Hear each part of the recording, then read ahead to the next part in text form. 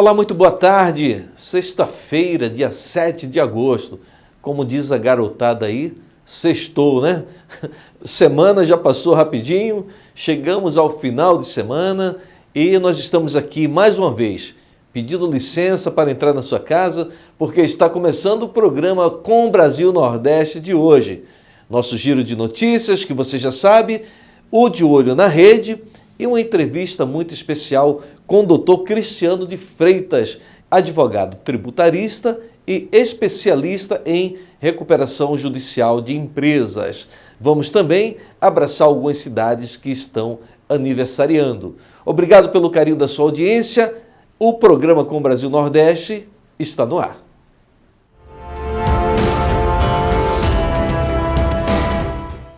Vamos começar o nosso giro de notícias chamando nossa assistente de mídias sociais, que está em Pernambuco, Natânia Mello. Na Paraíba, foi promulgada por sanção tácita uma lei que obriga prioridade no atendimento de serviços de entrega por delivery para pessoas que fazem parte do grupo de risco da Covid-19. Para conseguir a prioridade, o consumidor deve solicitar o benefício encaminhando via WhatsApp ou outro meio de comunicação disponibilizado pela empresa documentação que comprove a situação de preferência. Nos casos de pedidos que são realizados por aplicativos de delivery, o consumidor deve encaminhar uma mensagem por meio do aplicativo solicitando a prioridade. O descumprimento da lei acarreta multa e o valor arrecadado com as multas será destinado ao Fundo Estadual de Saúde do Estado da Paraíba. Natânia Mello, para o programa Brasil Nordeste. Também na região Nordeste, Marcelo Jorge, para atualizar você aqui na tela da TV Com Brasil. Olha, o governador de Sergipe, Belivaldo Chagas, do PSD, anunciou que desde ontem, quinta-feira, os shoppings, galerias comerciais e lojas de departamento podem funcionar até o dia 13 em sistema drive-thru e delivery. E a partir do dia 14 de agosto, esses estabelecimentos, além de centros comerciais e demais atividades comerciais residuais, podem receber clientes seguindo todos os critérios sanitários. Até o dia 13 não será permitido acesso de clientes ao interior dos estabelecimentos e, quando em shopping centers, deverá acontecer apenas nas áreas dos estacionamentos. Também deve haver identificação de distanciamento e ser evitada qualquer forma de aglomeração. Os condutores e passageiros não devem sair dos veículos para a coleta das mercadorias.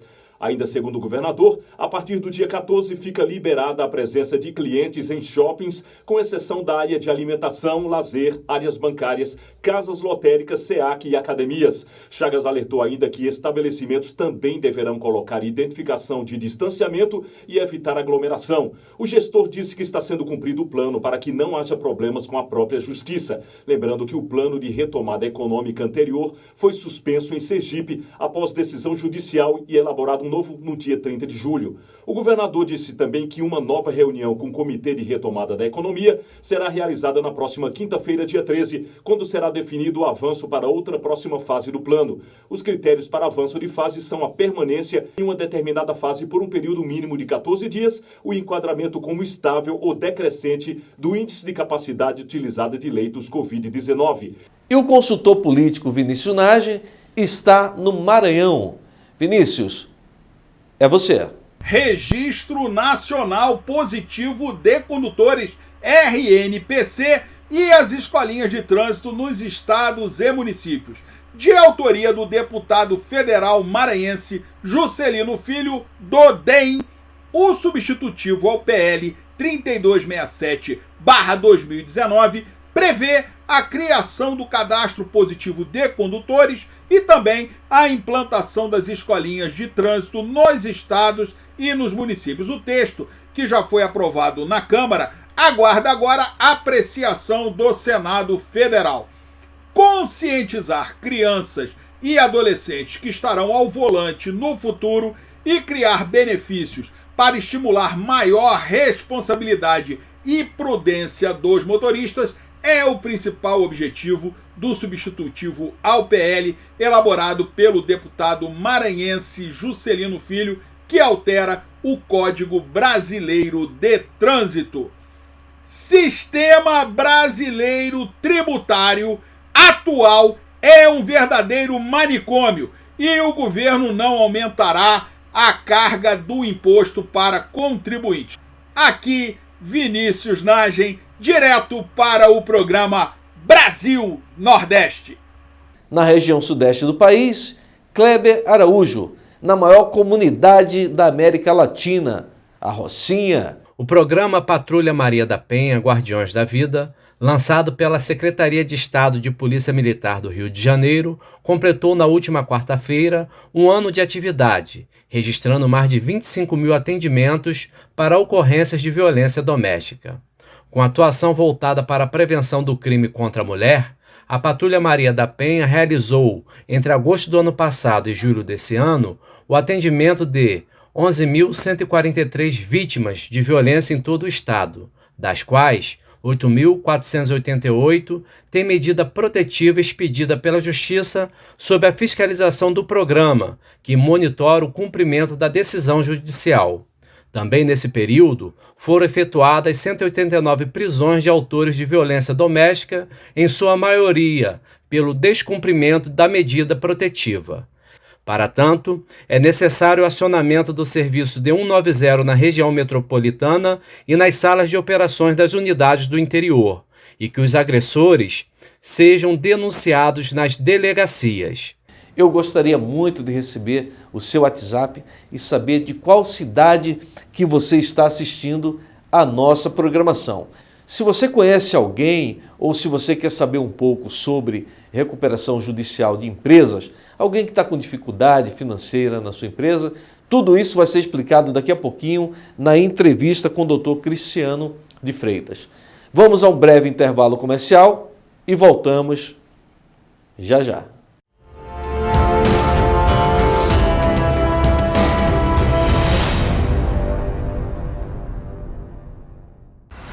De segunda a sexta, das 12 às 12h30, Brasil Nordeste na TV Com Brasil.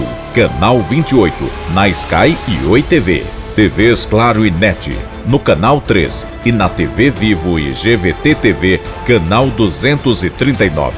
Brasil Nordeste na TV Com Brasil. De segunda a sexta, das 12 às 12h30, apresentação Sandro de Moura.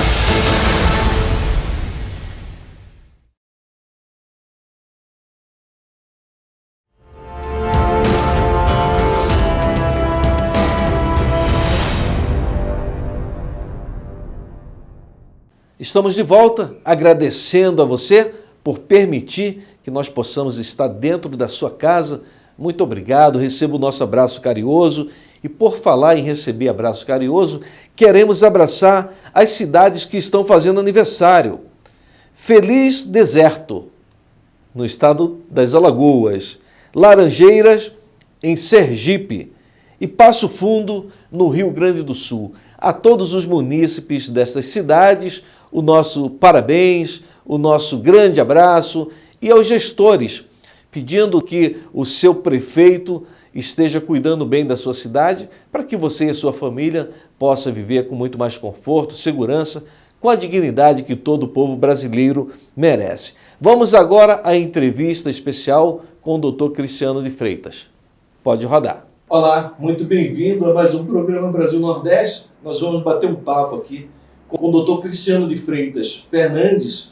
Ele é natural do Rio de Janeiro, graduado na Universidade de Brasília, mestrando em Direito Internacional Tributário pela Universidade Católica de Brasília, pós-graduado em Direito Tributário pela Associação de Ensino Unificado do Distrito Federal. E se eu for falar todo o currículo do Dr. Cristiano, a gente encerra o programa. Então, vamos falar de um tema que interessa muito a muita gente, ainda mais nessa época de pandemia, onde tem muita gente com dificuldade financeira, muitos empresários com dificuldade financeira.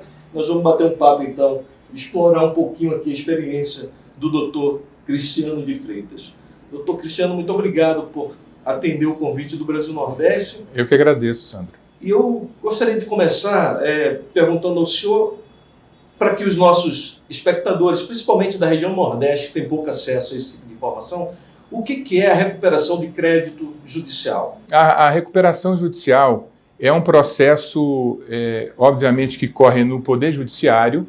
Ele é iniciado por advogados constituídos por empresários, né, por empresas que não sejam empresas do setor financeiro nem cooperativas de crédito, e também não pode ser nenhuma fundação, né? A princípio não se permite que fundações participem, apesar de que em alguns casos já há alguma jurisprudência favorável. A recuperação judicial é uma maneira que a lei encontrou, é a Lei 11.101, né, de 2005, de permitir que o empresário ou mesmo o agricultor que tenha registro na junta comercial possa tentar sair da crise econômico-financeira que ele se encontra mediante alguns procedimentos que a lei permite, como, por exemplo, a apresentação de um plano de recuperação judicial em que os credores desse empresário ou desse agricultor poderão analisar numa assembleia previamente marcada se aquele plano é ou não suficiente para tirar da crise econômico-financeira aquele devedor e ainda se isso satisfaz minimamente o crédito daqueles credores, né? O senhor tocou num ponto muito importante, que é a questão do agricultor. É simples, qual agricultor, como saber quem que tem direito, quem que pode entrar com esse tipo de recurso? A legislação ela é bem clara, ela fala que o agricultor pode, depois que tenha registro na junta comercial durante 2 anos. Mas a jurisprudência do STJ, e isso consolidou no Brasil inteiro, já permite que o agricultor que comprove que está na área da agricultura com a sua subsistência, ou mediante a subsistência e também a venda daqueles produtos para terceiros, durante mais de 2 anos, ou no mínimo de 2 anos, melhor dizendo, ele também pode pedir a recuperação judicial, desde que antes ele faça o registro na junta comercial. Então, o agricultor hoje, ele pode se submeter a essa Lei 11.101, desde que ele tenha um registro na junta comercial como agricultor, não precisa ser empresa, ele só tem um registro como agricultor na junta comercial, porque o Código Civil permite isso. Ele demonstra no processo de recuperação que ele já está há mais de 2 anos, ou no mínimo 2 anos, praticando a agricultura, e ele aí então é permitido que ele tente a sua recuperação judicial. Doutor Cristiano, eu vou aproveitar aqui, vou esmiuçar um pouquinho mais, porque a gente fala para pessoas simples que estão lá nos rincões aí do país. Quando nós vamos abrir uma empresa na junta comercial, a gente tem que utilizar de um contador para fazer a questão do contrato social, etc. Esse registro do agricultor na junta comercial é algo simples de fazer? É bastante simples, Sandro, porque atualmente a maioria das juntas comerciais estão fazendo os registros de forma eletrônica, né? E não é difícil, porque qualquer contador consegue ter o seu token, né, a sua assinatura digital, e utiliza o site do DREI, né, que é o site que vai abarcar todas as juntas comerciais, e no site específico da junta comercial, através do site do DREI, o contador consegue fazer o registro do agricultor ou daquela empresa que precisa ser efetivamente averbada na junta comercial, né? É bem simples. Fica essa dica muito relevante para você que é homem do campo, mulher do campo. A gente anda por aí, pelo interior, e vê tanta gente trabalhando há anos, a vida inteira, e às vezes não faz um registro como esse. É importante você ficar atento, procura um contador, a orientação da sua associação, para que você possa fazer esse registro na junta comercial e, quem sabe, em caso de alguma dificuldade financeira, você pode utilizar desse recurso que o doutor Cristiano está falando aqui, que é a recuperação judicial. Até em razão dessa questão do agricultor especificamente, Sandra, é importante ressaltar que o registro que ele faz na junta comercial não necessariamente torna o agricultor uma empresa. Ele torna o agricultor um empresário, mas não uma empresa. O agricultor, então, vai continuar produzindo como se fosse pessoa física e tributado pelo imposto de renda como se fosse, como é, pessoa física, que, na grande maioria dos casos, é mais barato exercer a agricultura como pessoa física do que como empresa. né? Geralmente, a empresa vai se justificar quando houver uma larga escala de produção pecuária para exportação. Tirando isso, e em outras raras exceções, é melhor que o agricultor explore a atividade como pessoa física, e isso não tira o seu poder de tributação se ele tiver o registro na junta comercial.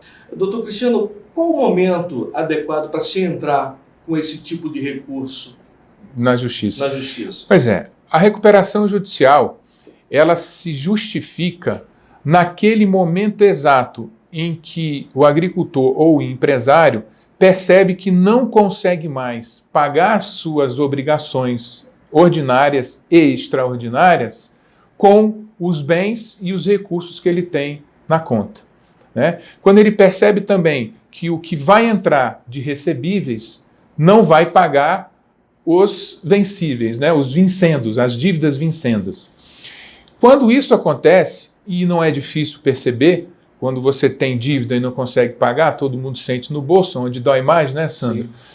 É a hora certa de procurar um especialista na área, um advogado, especialista em recuperação judicial ou especialista em direito empresarial, que possa, então, analisar a situação previamente, né? Porque nem toda dívida, e é importante que se destaque isso, nem toda dívida entra na recuperação judicial, né? A recuperação judicial entrarão dívidas trabalhistas, dívidas empresariais, dívidas bancárias, dívidas com o consumidor, dívidas com fornecedor. Porém, dívidas tributárias não se submetem à recuperação judicial. Outra dívida que não entra na recuperação judicial é a dívida que tem garantia com alienação fiduciária e com recebíveis, créditos de recebíveis, né? Que são garantias reais que não se submetem à recuperação judicial. Então, assim, a hipoteca, apesar de ser uma garantia real, ela entra na recuperação judicial. Já a alienação fiduciária, que é uma garantia real também, não entra. Então, daí a importância de, antes de efetivamente pedir a recuperação judicial, fazer uma prévia análise das dívidas específicas que aquele devedor tem, para saber se ele vai poder ou não se submeter à recuperação. Você está assistindo a entrevista com o Dr. Cristiano de Freitas, advogado tributarista, especialista em recuperação judicial de empresas. Você sabe que, sobretudo nesse período de pandemia, muita gente teve e terá certamente problema financeiro nas suas empresas. Vale muito a pena você continuar assistindo a essa entrevista. Para a gente tentar contextualizar com esse momento de pandemia, aumentou o número de procura de empresas? Na verdade, sim. Já há um aumento, né, registrado pelo SEBRAE e pelas juntas comerciais em relação ao número de pedidos de recuperação judicial, apesar de que, no nosso entendimento, esse número vai aumentar bastante até o final do ano e no ano que vem, principalmente. Porque a economia ela tem um efeito retardado em relação aos efeitos da política e como o caso do fechamento do comércio em relação determinado pela pandemia do coronavírus. Então, o que a gente percebe é que esse efeito que fica diferido no futuro, ele vai acontecer principalmente no final desse ano e no início do ano que vem. O que a gente tem percebido, a gente tem noticiado diariamente, é que os governos, inclusive, têm fechado com muita facilidade muitas empresas, né? Por conta de não cumprimento de decreto. Então, chega, olha, você fecha a porta e não quer saber o que vai acontecer com esse empresário. O que o senhor pensa disso, doutor Cristiano? É muito delicado, porque nós temos hoje uma legislação que parte do artigo 170 da Constituição Federal, que trata da primazia da liberdade do exercício empresarial, né? Então, a liberdade de produzir, de trabalhar, de ganhar dinheiro, de se sustentar, ela é muito grande na Constituição Federal e na legislação brasileira, que são principalmente aquelas leis como o Código Civil, a Lei 6404, que é a lei das SAs. Quando há um conflito de direitos, como no caso da pandemia, o direito à vida da coletividade e o direito à produtividade, que você faça uma escolha entre a vida em relação à produtividade. É claro que quando você faz essa prevalência, a produtividade, em última instância, para o empresário e para o agricultor, também é a sua subsistência, né? Então, é difícil equalizar isso no Poder Judiciário e também na lei, né? O que o poder público tem que fazer, e geralmente não faz, infelizmente, é procurar saber quais setores efetivamente podem continuar abertos e quais devem realmente fechar as portas numa crise como essa. Porque se você não fizer esse discrímine, você acaba prejudicando de forma excessiva a economia e dificulta a própria sobrevivência do cidadão, que, em última instância, é o mesmo direito que se tenta proteger quando se tenta proteger a vida numa questão de pandemia. O que o senhor gostaria de falar para os nossos ouvintes a respeito desse tema recuperação judicial? Uma questão muito importante que não foi abordada ainda hoje é a questão do Estado falimentar, né? Muitos empresários procuram fazer a sua recuperação judicial quando já não poderão, no futuro, conseguir se recuperar, porque já estão em estado falimentar. Como é que eu identifico que eu estou em estado falimentar? Quando a minha capacidade de produção e o meu patrimônio empresarial não conseguem abarcar mais do que 50% das dívidas, né? Quando isso acontece, muito provavelmente a empresa terá uma dificuldade hercúlea para poder se recuperar judicialmente ou até mesmo extrajudicialmente sem o processo de recuperação. Daí a importância de voltar naquele primeiro ponto. Quando pedir a recuperação? O momento correto é no momento em que eu verifico as dificuldades de arcar com as minhas obrigações, mesmo sabendo que eu tenho recebimentos vincendos. Quando isso acontece, é necessário tentar se recuperar, fazendo uma tentativa de acordo com os credores e, se não for possível, tentar essa negociação através do Poder Judiciário. Porque se estiver no estado falimentar, realmente os credores não aprovarão o plano e mesmo que aprovem o plano, se o plano não for cumprido durante 2 anos, no mínimo, o empresário devedor, o agricultor, pode então ter a sua recuperação judicial transformada em falência, né? E outro ponto importante, muitas vezes a falência é requerida do devedor por um credor que se sentiu insatisfeito ou se não teve a satisfação do seu crédito plenamente na justiça ou no cartório. Nesses casos, quando o devedor é citado pelo oficial de justiça do processo de falência, ele terá apenas, Sandro, 10 dias para se defender e nesses 10 dias ele também pode pedir a sua recuperação judicial e evitar a falência. Perfeito. O senhor teria um número de percentual de pessoas que entram com esse recurso judicial e que acabam sendo beneficiados, favorecidos, amparados pela... Os números não são bons, Sandro, porque a maioria dos empresários, quando pede a sua recuperação, eles pedem no momento que já estão na situação falimentar da UTI, né? Na UTI empresarial, que é o estado falimentar. Mas em torno de 30% a 40% das empresas que pedem recuperação judicial conseguem efetivamente se recuperar. Ainda assim, é um número... É um número bastante expressivo. Bastante expressivo. E outro detalhe importante, se nós tivermos ainda tempo, é que apesar da dívida tributária não entrar na recuperação judicial, se a recuperação judicial for deferida no início do processo, como geralmente é o deferimento do processamento da recuperação e não a aprovação do plano, eu digo, o mero deferimento do processamento, o que acontece com a dívida tributária? O Estado ele pode continuar executando o devedor na justiça, Mas se ele vier a penhorar dinheiro ou a sede da empresa ou algum bem que é de suma importância para a atividade empresarial, a própria lei 11.101 de 2005 prevê que essa penhora não pode ser realizada. Essa ajuda que a lei permite, ela dura apenas 2 anos, né? Que é o período inicial de 180 dias.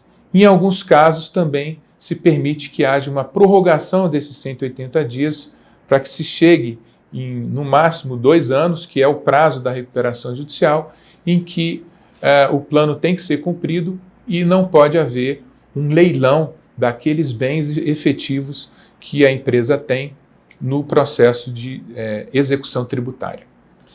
Doutor Cristiano, o nosso programa, a TV com o Brasil, alcança o Brasil inteiro. Nós vamos poder colocar o telefone do seu escritório aí, o pessoal pode ligar do Brasil inteiro ou o senhor atende só Brasília?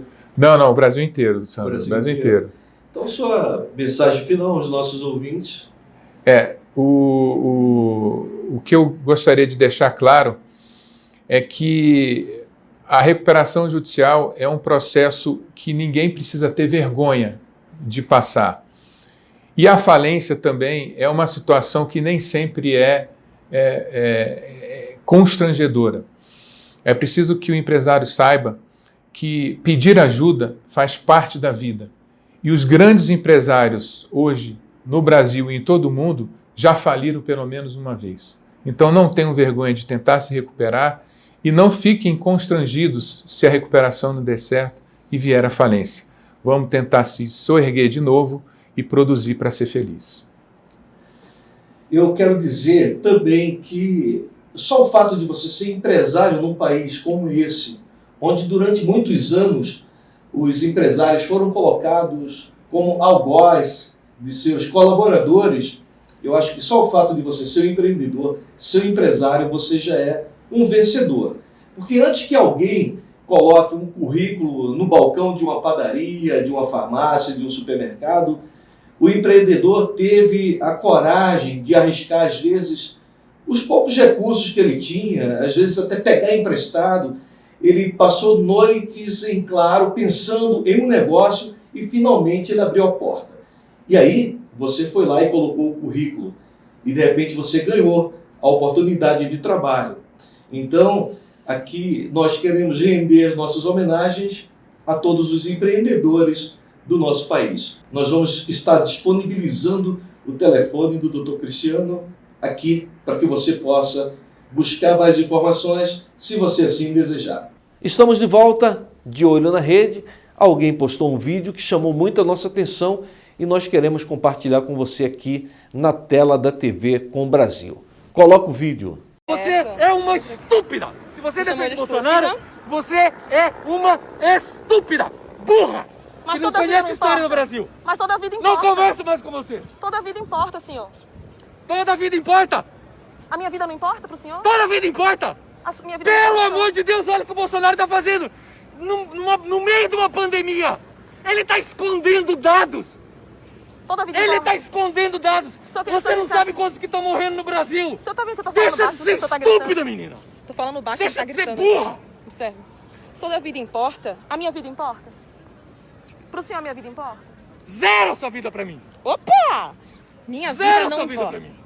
Se toda a vida importa pro movimento fascista, por que a minha vida não importa? Porque você é fascista! Se eu levasse uma facada hoje? Você é fascista! Eu não ia te dar facada! Eu não ia te Se dar eu facada! morresse? Mas se você levasse eu ia cuspir na tua cara no chão! Opa! Se eu levasse uma facada, o senhor cuspir na minha cara? Ia! Observem, compartilhem, já estamos com 4.200 pessoas ao vivo. Vocês ouviram aqui o que acabaram de dizer as pessoas que representam o movimento fascista aqui. Por isso que é importante classificar um movimento como esse como um movimento terrorista. Vocês estão vendo que eu estou tentando dialogar e eles estão gritando, eles estão berrando, Você é eles burra. estão cuspindo. Argumento de autoridade, você é Você professor? é burra, você é estúpido, você não sabe de história, meu Você é filho. professor? Não? Acabou a conversa. Acabou a conversa. Impressionante como algumas pessoas que chamam os simpatizantes do presidente Jair Bolsonaro, eles chamam de vaca, chamam de bolsominho, um monte de coisas, mas o cara se diz alguém com um nível acima e tem esse tipo de comportamento dantesco, desprezível.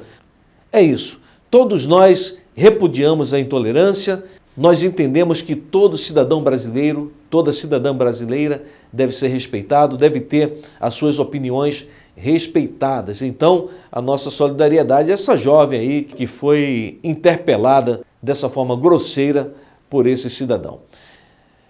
Final de semana está chegando, eu quero finalizar o programa desejando que você tenha um ótimo final de semana, que haja muita luz na sua casa, que haja muita paz, muita energia boa, que haja muito amor no seio da sua família. Obrigado mais uma vez pelo carinho da sua audiência e até a próxima.